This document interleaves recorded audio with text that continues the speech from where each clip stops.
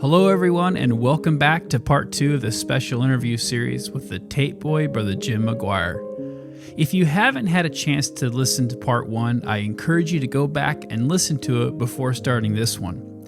We left off with Brother Jim and Sister Fran as newlyweds moving down to Jeffersonville, Indiana from Canada. Let's listen in.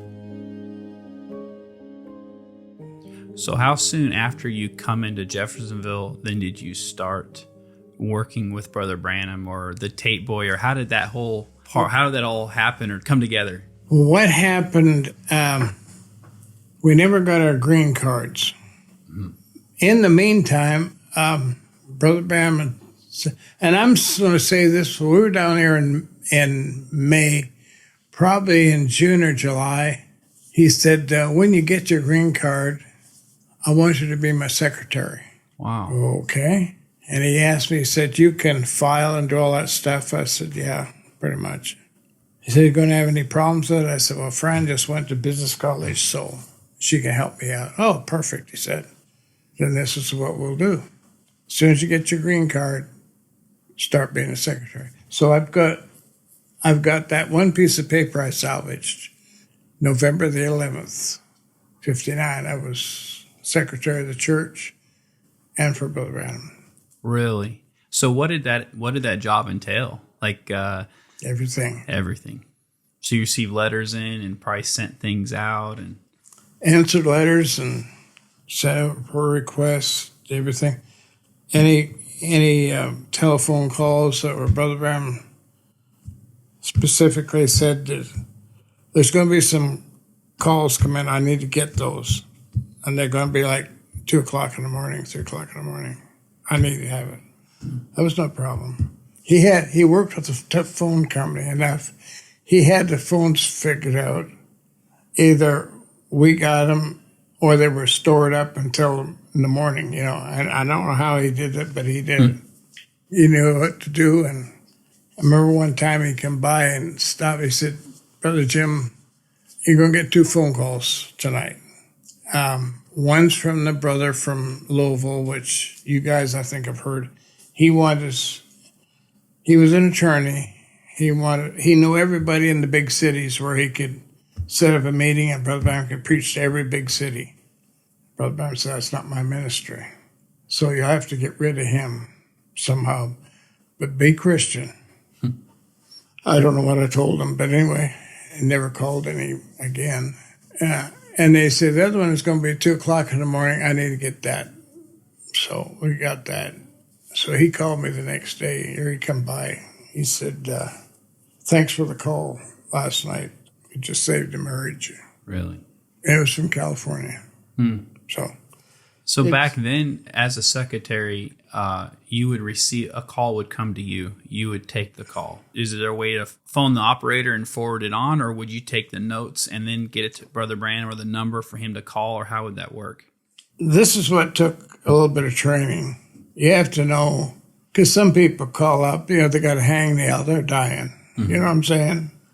And somebody gets run over by a train and they'd like to have Brother Branham pray for them. You know, you have to kind of, and that was kind of rough on a farm boy. I imagine. But the Lord helped me out. I mean, I just kind of knew when I got the call how it was going to be held and what to do with it. And I probably goofed up a lot, but, you know, I didn't mean to.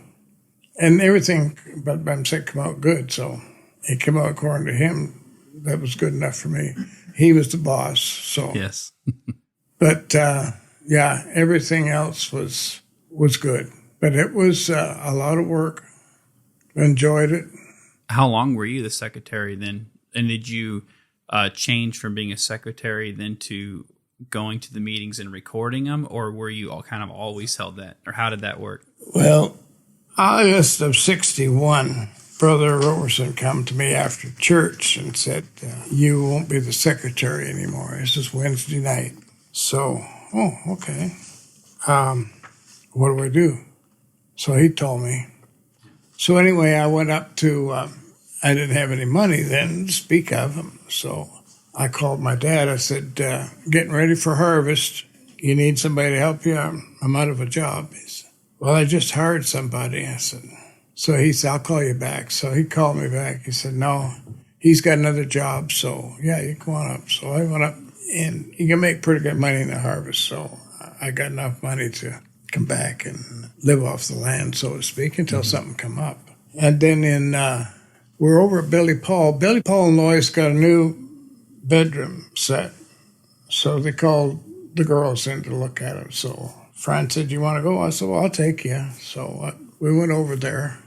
And the only two guys that were out in the front room was Brother Branham and myself. He said, are you working? I said, no, I'm not. He said, I didn't think so.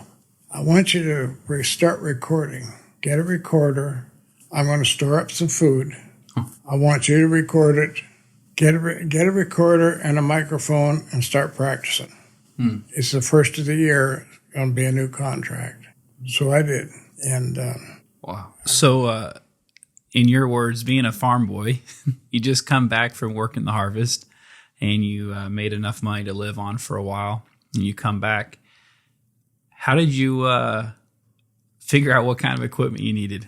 Where did you start, or how did you figure what you needed to buy or practice? Well, that's a good question, because I was thinking about that. How did we know what we won the woolen sack recorder? Because the woolen sack had more interior stuff than you could get with a web core and a unit. You know, the amplifier and all that stuff. All that was built in a woolen sack. Now, are these reel to reel? Reel to reel. So I had a woolen sack from somewhere. I don't know where it got. I think I bought it from one of the brothers in Chicago, I think. I don't remember. Anyway, I got that. And go to Brother Welch. You never met it, Welch. You will. He said, well, you know, and all, the recorder isn't much good if you don't have a microphone. I just happened to have one. I took one trade-in on a car. I'm telling you, he said, I'll let you have it for $85. If you want the cords, give me $100, it's yours. So I had $100, I give it to him. That thing you couldn't, he says, you can't buy that. He gives the guy a car worth $450. So you started with that microphone and your reel to reel? You started practicing? Started practicing. Bought some, went someplace in Louisville, I don't know where, to get some 3M tape. We got some 90 or 3 hour and 2 hour, and we started playing. Then the Brother Bram said, send down your contract at the end of the year, and ended up getting a contract. So when you started recording with the reel to reel,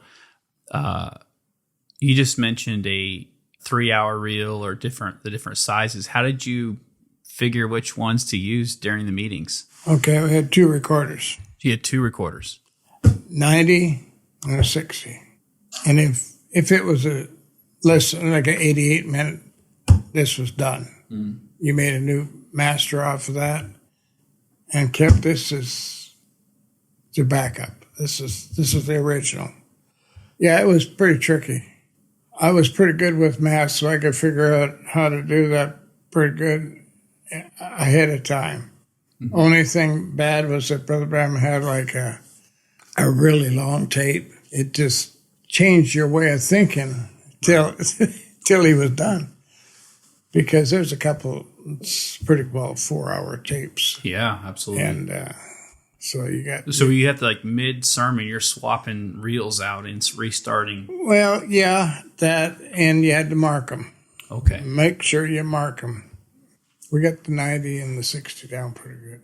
But we had everything 60, 90, whatever. We had enough that we could do a 10-hour tape if we had to. Really? And keep everything in order. And I tell you the honest truth, I don't know how we did it, but we could take that stuff and make a master in a heartbeat. Go back to the trailer and make a master. And I don't know. Seriously, I don't know. So you would leave the meeting after Brother Bram was done, and you would have multiple reels. and you had marked them and swapped them out. Then you'd go back to your trailer, and then you would make one full master of the whole thing. 2. Wow. Brother Branham got 1. We kept 1, and then the original was the original. The only problem I ever had, I never had any problem on the road except with Demas Sicarian, for the businessman. They, and actually the secretary, I think, Joe Rose, helped me out. So don't worry about him. If I tell you can do it, you can do it. You can do anything you want with Brother Branham in our meetings. You're okay. The only other place that I had a problem was Jeff. Wow. Tabernacle. Had a horrible time at the where he preached marriage and divorce, middle school. Every time I stepped away, somebody would move my equipment. Really? Or if I couldn't do that, they'd tell me I had to go move my car. This happened. Police want you to move your car, which I had parked right by the thing. And I went up and talked to one guy. I said, no, I never said anything like that. But I'll tell you this much, you're going to have a hard time getting out. I said, well, I got equipment. I'm going to be the last one to leave, so I don't care. Right. Oh, perfect. When you were recording Brother Branham, did he give you an itinerary, or did you know ahead of time at all? Or do you say, pack your bags, we're heading out? Or were you able to bring your family? Did you go by yourself? Or? No, I always took the family. Always took the family? Always, yeah. One time when we moved out to Arizona 63, he told everybody to stay here. Yes. He came to our place the next day and said, if you want to travel with us, you can. So we're going to leave at 5 o'clock in the morning tomorrow. That was Wednesday.